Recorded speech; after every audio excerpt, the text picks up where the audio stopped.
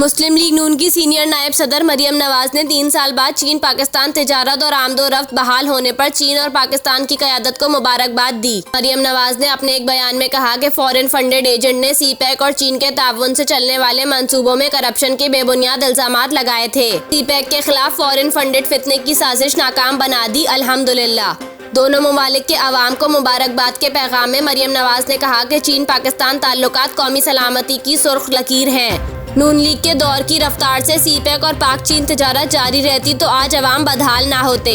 PTI ने पाक चीन तिजारती सरगर्मियों और सीपैक की रफ्तार मुतासिर की। इनका कहना था कि 2020 में बंदिश के बाद अब 2023 में खंजराब पास का दोबारा खुलना बड़ी खुशी की खबर है। नवंबर 2016 से सीपैक फ्रेमवर्क के तहत ये अरेंजमेंट बेहतरीन जा रहा था, जिसे नवंबर 2019 में बंद कर दिया गया।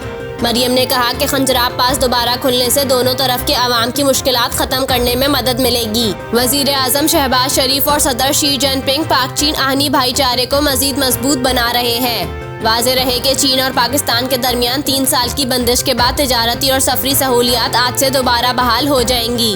दोनों ममालिक ने सीपैक के तहत सरगर्मियों और 2 तरफा तिजारत की बहाली के लिए खंजराब पास राहदारी खोलने के इंतजामात मुकम्मल कर लिए।